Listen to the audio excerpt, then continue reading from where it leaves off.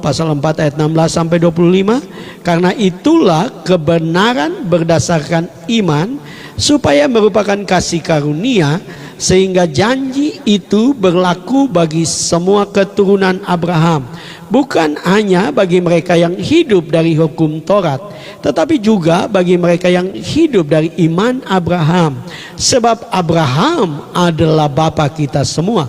Seperti ada tertulis, engkau telah kutetapkan menjadi bapa banyak bangsa di hadapan Allah yang kepadanya ia percaya, yaitu Allah yang menghidupkan orang mati dan yang menjadikan dengan firman-Nya apa yang tidak ada menjadi ada. Sebab sekalipun tidak ada dasar untuk berharap, namun Abraham berharap juga dan percaya bahwa ia akan menjadi bapa banyak bangsa menurut yang telah difirmankan, demikianlah banyaknya nanti keturunanmu. Imannya tidak menjadi lemah walaupun ia mengetahui bahwa tubuhnya sudah sangat lemah karena usianya telah kira-kira 100 tahun, dan bahwa rahim Sarah telah tertutup.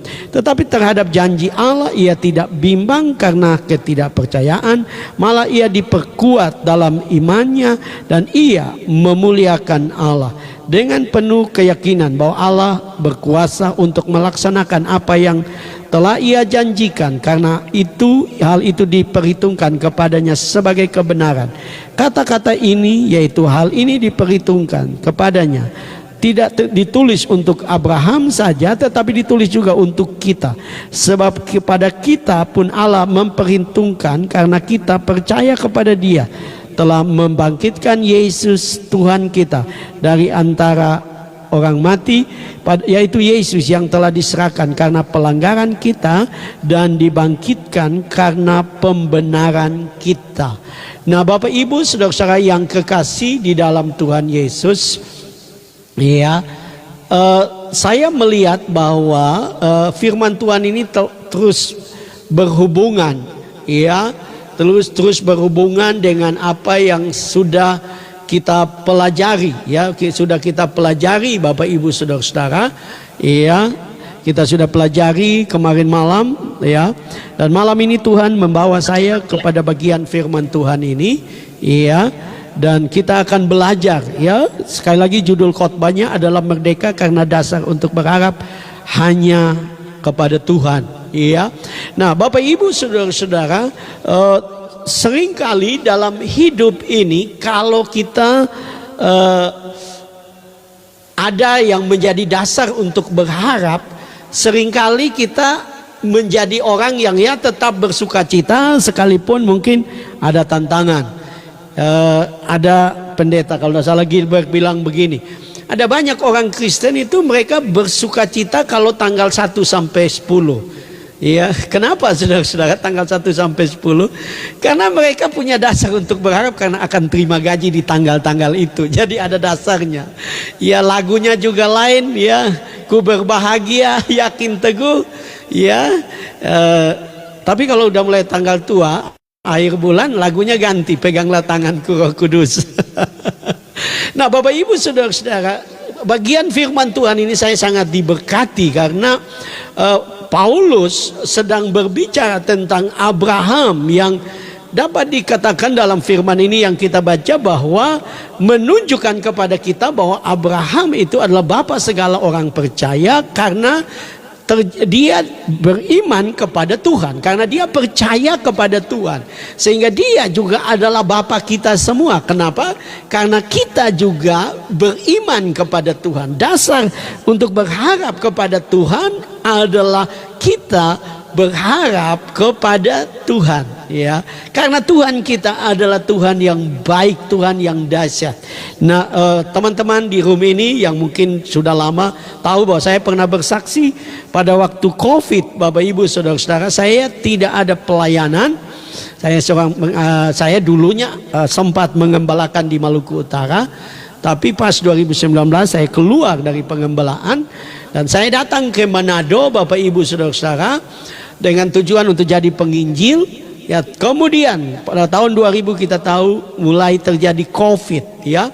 COVID terjadi dan pelayanan saya sebagai penginjil tidak bisa jalan. Sekolah teologi juga tutup dan kita tidak bisa mengajar. Jadi saya tidak ada gaji.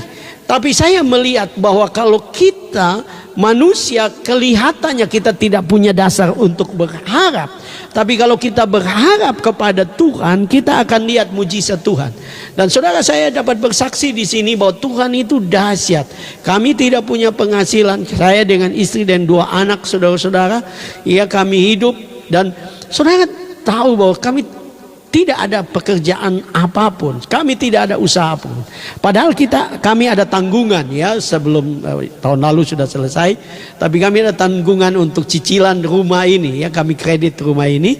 Dan saudara, tiap bulan itu kami harus bayar 1 juta. Tapi saya bisa bersaksi bahwa sekalipun kami tidak ada dasar untuk berharap, tidak ada penghasilan, tapi Tuhan melakukan mujizat tiap bulan.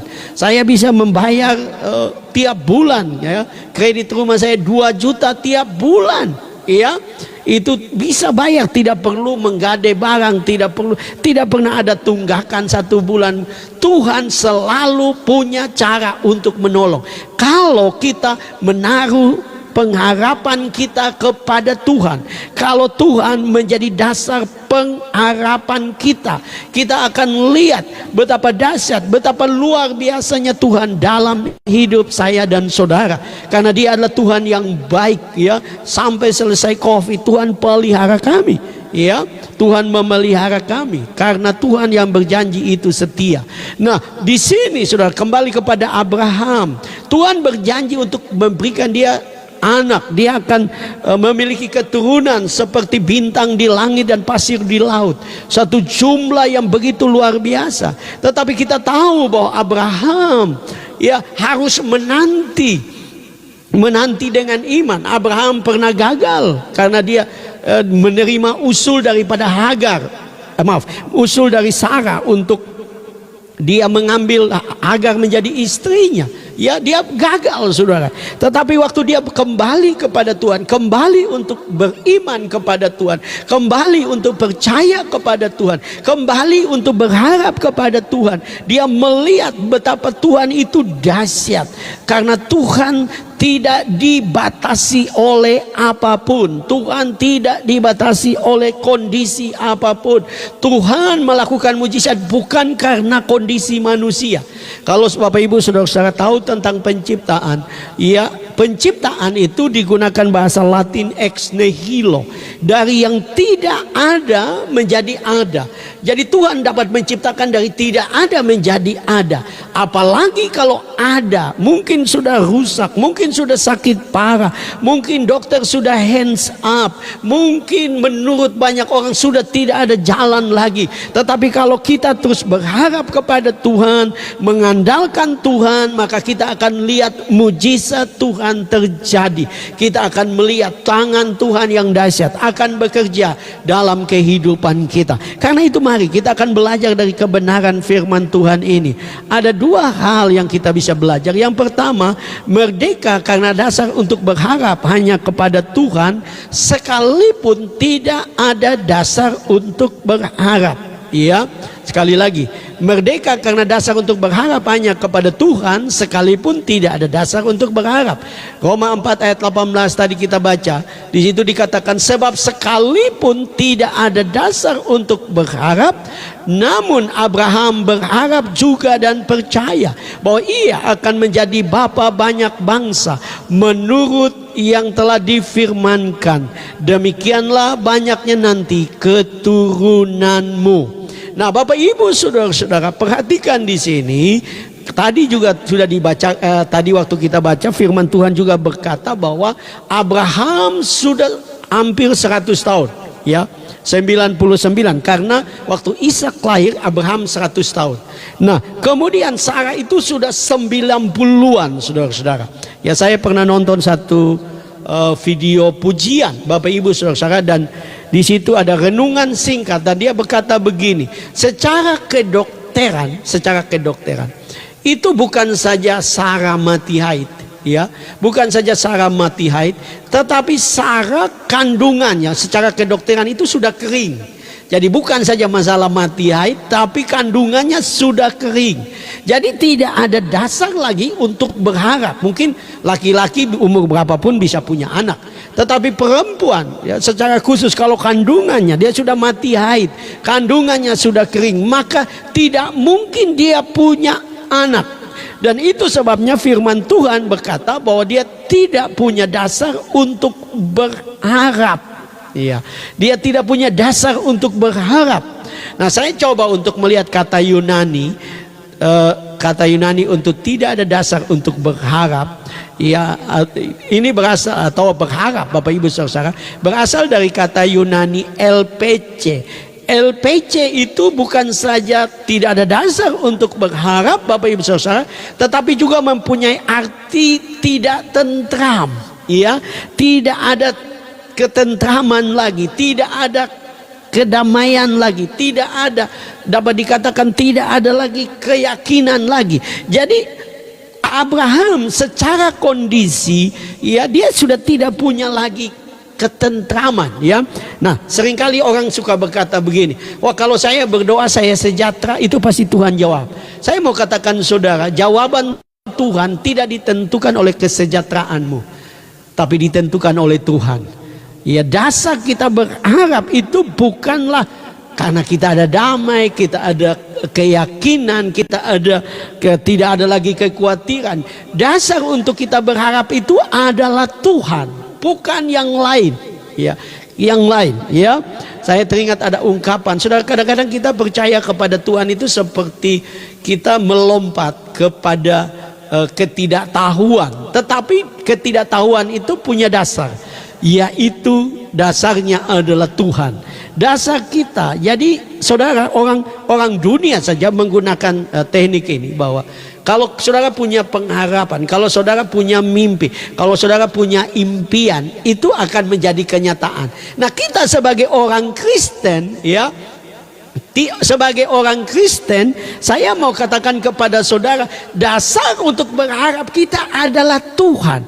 Nah, kalau dasar untuk berharap kita adalah Tuhan, ya, kita percaya bahwa Tuhan sendiri yang akan menolong kita, Tuhan sendiri yang akan campur tangan untuk kehidupan kita, Tuhan sendiri yang akan menyatakan kemuliaannya. Bahkan sekalipun ya kita pernah gagal. Nah, seringkali kita datang kepada Tuhan, dan saya juga dulu seperti itu sebelum benar-benar kenal Tuhan.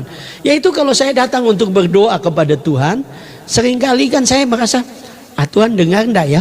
Wah, saya punya dosa yang lalu, saya bikin sakit hati Tuhan, saya mengecewakan Tuhan. Tuhan dengar enggak ya? Seolah-olah kalau kita sudah seperti malaikat, baru doa kita dijawab Tuhan. Saudara, salah. Pengharapan kita adalah Tuhan. Memang dosa itu dapat menghalangi doa kita, karena itu firman Tuhan. Tetapi kalau kita sudah minta ampun, kita harus percaya bahwa Tuhan pasti menjawab doa kita. Karena janji Tuhan itu ya dan amin.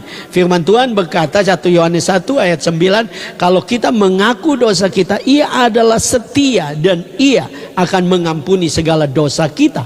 Karena itu waktu kita datang kepada Tuhan, waktu kita berlari kepada Tuhan, yang kita harus jadikan dasar untuk berharap itu adalah Tuhan, bukan yang lain. Kenapa?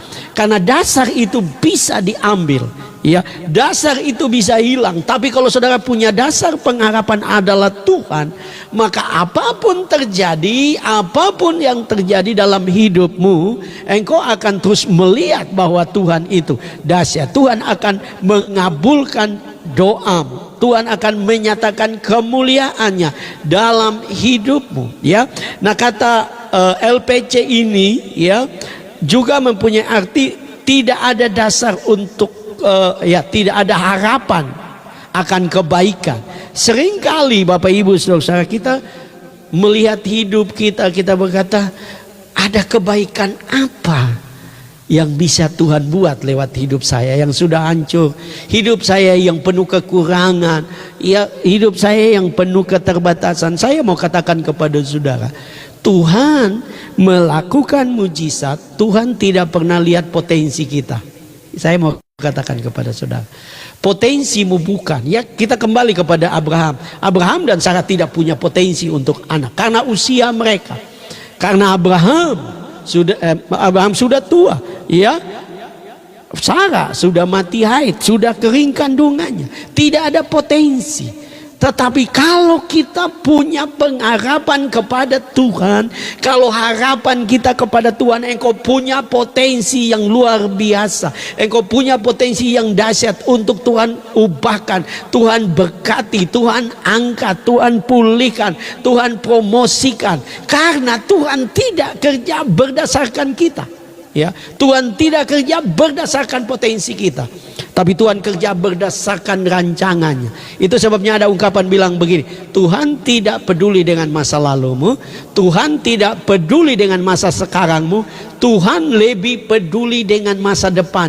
Jadi kalau engkau berharap kepada Tuhan, pandang kepada Tuhan, jangan lihat diri, berlari kepada Tuhan, berlari kepada Tuhan, berharap kepada Tuhan, pandang kepada Tuhan, maka engkau sedang punya potensi yang dahsyat, ya. Ada ungkapan bilang begini, kalau engkau memiliki Yesus, engkau memiliki segala sesuatu, kemampuan, urapan, hikmat, karunia, talenta. Saya tidak tulis di sini, tetapi Bapak Ibu Saudara-saudara, saya mengalami itu dalam kehidupan saya, bahwa Tuhan itu setia, ya. Ya, saya sudah katakan itu, saudara. Saya lahir dari keluarga yang miskin, saya rendah diri, saya tidak percaya diri, ya. Saya suka katakan ini buat teman-teman yang biasa di Rome ini, bahwa saya dulu itu rendah diri, ya, rendah diri karena saudara, saya tidak perlu malu untuk mengakui itu. Kenapa saya rendah diri? Karena dulu saya kecil, anak laki-laki, beberapa kali saya kena step. Jadi saudara, saya kena bukan kena penyakit, tapi saya mau hujan atau panas, ya, itu ingus saya keluar, sehingga saya dijuluki ingus meleleh di daerah saya, dan saya menjadi rendah diri. Yang lebih repot, saya bertumbuh menjadi remaja, saya baru sadar bahwa saya tidak bisa bilang R, ya. Dan yang lebih repot, nama saya ada R, Franz. Jadi wow, sepertinya tekanannya luar biasa. Saya rendah diri. Saya berpikir, Tuhan, saya mau jadi pendeta, saya mau menjadi pendeta, tapi kenapa Tuhan kasih saya rendah diri, Tuhan kasih saya tidak bisa bilang R. Nanti setelah saya dipulihkan Tuhan, betul-betul berjumpa dengan Tuhan, saya menyadari bahwa semua keterbatasan saya itu tidak menghalangi Tuhan untuk memakai hidup saya untuk menjadi berkat. Karena itu saudara, apapun kondisimu, jangan engkau pernah berkata, Tuhan saya seperti ini, Tuhan saya kondisi saya seperti ini, mana mungkin. Saya mau katakan, tidak ada yang mustahil bagi Tuhan.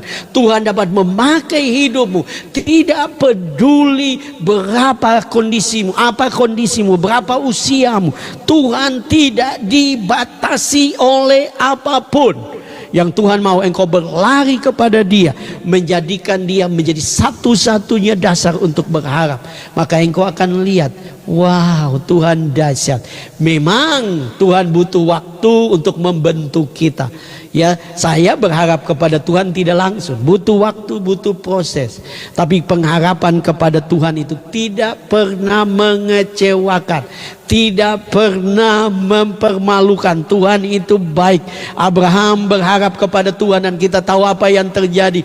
Dia tidak punya dasar untuk berharap punya anak, tapi dia terus percaya dan akhirnya dia punya anak. Dan anaknya begitu banyak, termasuk kita juga adalah anak-anak Abraham, karena kita punya iman seperti Abraham. Janji Tuhan seperti bintang di langit, seperti pasir di laut, itu terjadi karena iman Abraham. Dan kita memiliki iman yang sama, maka kita juga memiliki janji yang sama. Ya, kalau saudara baca ayat ini, saudara lihat bahwa janji Tuhan kepada Abraham itu bukan saja anak, tapi dalam Kejadian 22 ayat 17 sampai 19, Tuhan berjanji untuk memberkati keturunan Abraham. Saya dan saudara adalah keturunan Abraham secara rohani. Secara fisik bukan, tapi kita adalah keturunan Abraham secara rohani. Kita akan diberkati Tuhan dan kita akan jadi berkat buat banyak orang. Karena itu adalah rencana Tuhan, itu adalah kehendak Tuhan. Yang kedua, merdeka karena dasar untuk berharap hanya kepada Tuhan sekalipun berharap kepada Tuhan dengan beriman kepada janji Tuhan yang tidak berubah, ya. Maaf tadi salah ya. Sekali lagi, merdeka karena dasar untuk berharap hanya kepada Tuhan dengan beriman kepada janji Tuhan yang tidak berubah. Saudara, Tuhan kita adalah Tuhan yang berjanji, dan Dia punya banyak janji buat saya dan saudara. Dia berjanji kepada kita. Nah, saya coba untuk baca satu ayat dari Roma 8 ayat 16 tadi.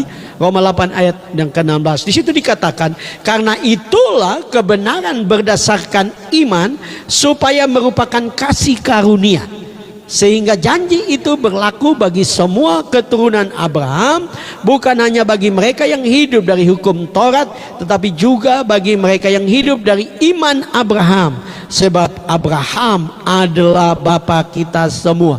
Perhatikan di sini. Di sini dengan jelas dikatakan bahwa karena itulah kebenaran berdasarkan iman supaya merupakan kasih karunia.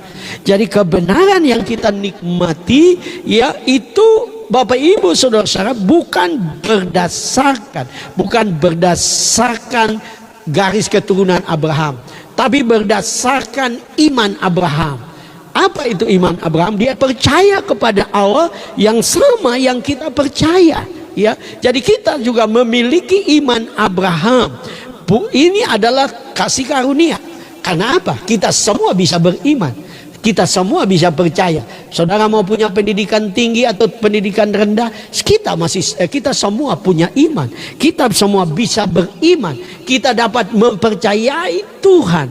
Kita dapat mempercayai Tuhan dan kita dapat beriman kepada Tuhan.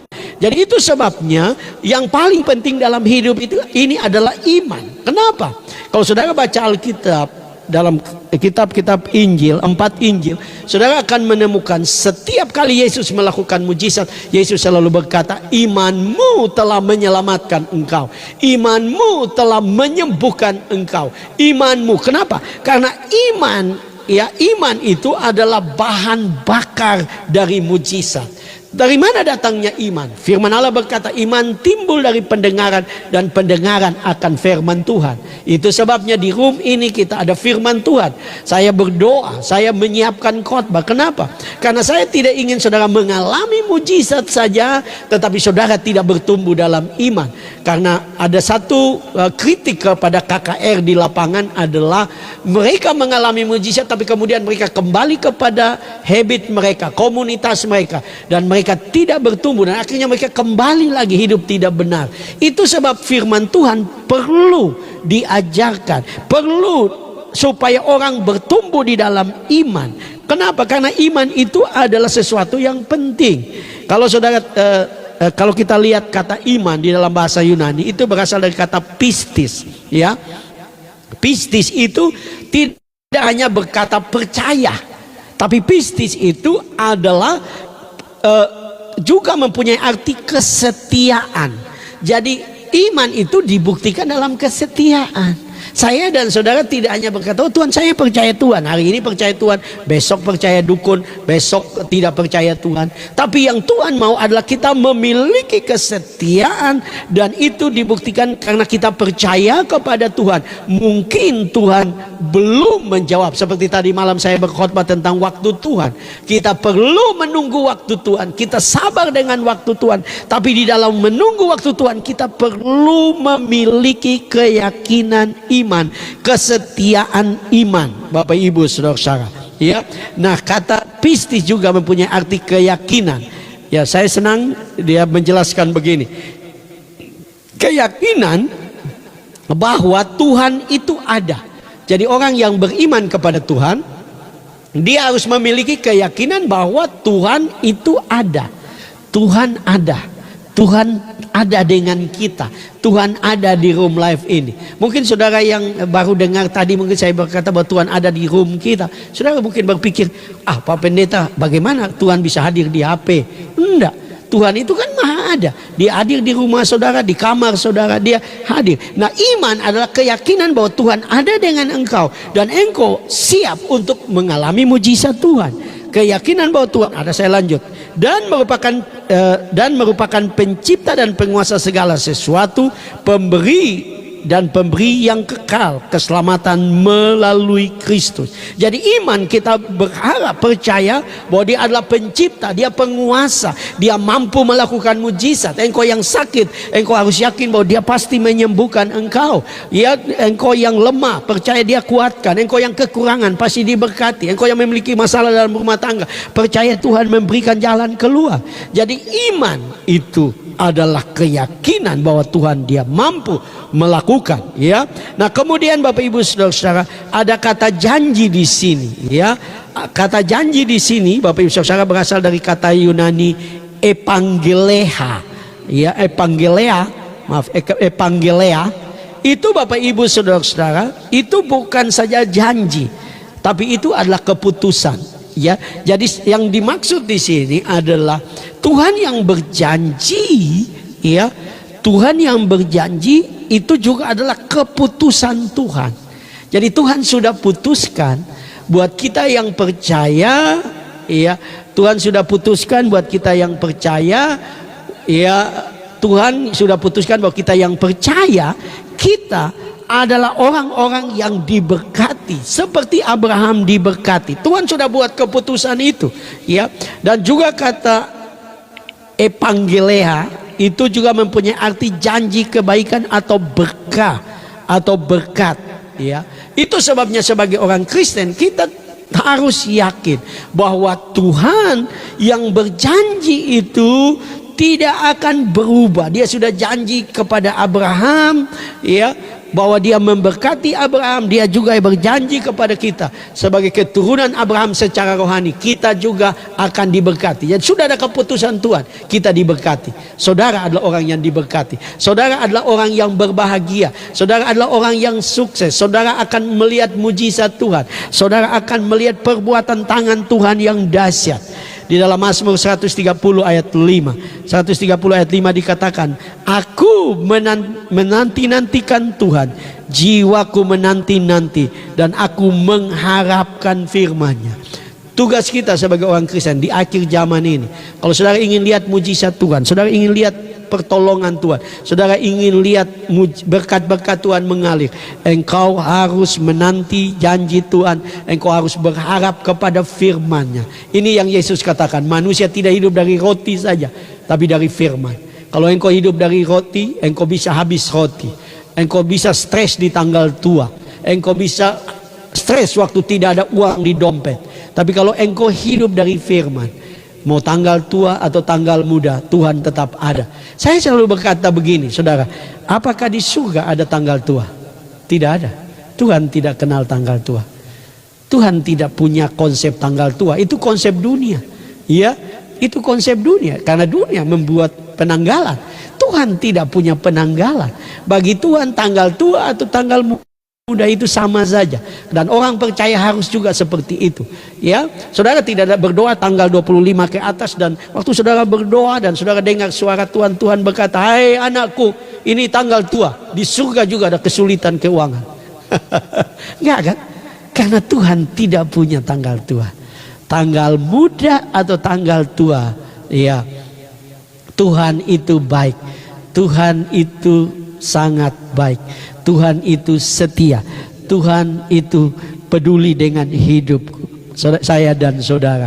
Saya waktu menulis khotbah ini, saya teringat, saudara, kalau saudara tahu bahwa ada seorang hamba Tuhan yang dipakai Tuhan, dia coba untuk meneliti seluruh Alkitab dari Kejadian sampai Wahyu, dan dia menemukan, tahukah saudara, dia menemukan ada 365 jenis janji Allah, ya. Ada 365 jenis janji Allah. Dan dalam artikel itu dia mengatakan begini, tahukah saudara bahwa 1 tahun itu 365 hari? 1 tahun itu 365 hari. Artinya setiap hari kalau engkau bangun, dan yang engkau ingat bukan tanggal tua, yang engkau ingat bukan cicilan mobilmu, cicilan motormu, cicilan rumahmu, yang engkau ingat bukan masalahmu, tapi yang engkau ingat adalah janji firman Tuhan. Alkitab mengatakan, ya, dengan jelas bahwa ada satu janji Tuhan bagi engkau. Kalau engkau bangun pagi dan ada kekurangan, ada janji Tuhan. Ya, Filipi pasal 4 ayat 19. Allahku akan memenuhi segala keperluanmu menurut kekayaan dan kemuliaan Kristus. Kalau engkau bangun pagi dan tubuhmu merasa sakit, ya, tubuhmu merasa sakit, engkau ingat janji Tuhan, engkau ingat janji Tuhan bahwa 1 Petrus 2 ayat yang ke-24 bagian B, oleh bilurnya kamu sudah disembuhkan. Kalau engkau bangun pagi dan engkau merasa tidak bahagia, percayalah bahwa sukacita yang Tuhan berikan adalah janji Tuhan. Sukacita yang Tuhan berikan adalah sukacita yang melampaui segala akal. Sukacita yang melampaui sukacita yang diberikan oleh Tuhan. Karena itu mari kita terus berharap kepada janji Tuhan. Karena janji Tuhan itu ya dan amin. Bahkan Tuhan berjanji dalam 2 Timotius 2 ayat 13. 2 Timotius 2 ayat 13. Jika kita tidak setia, Dia tetap setia karena Dia tidak dapat menyangkal dirinya.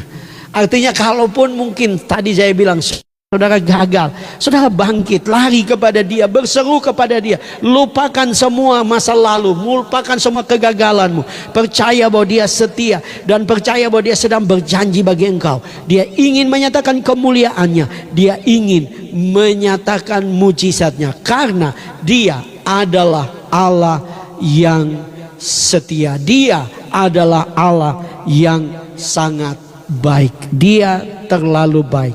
Saya akan mengakhiri dengan kesaksian yang saya dengar dari Ibu Debbie Basir, ya. Ibu Debbie Basir memiliki keluarga. Dia bersaksi dalam khotbahnya. Dia punya keluarga yang sudah kawin beberapa tahun dan ini di Palu, saudara. Tidak punya anak. Dia tidak punya anak.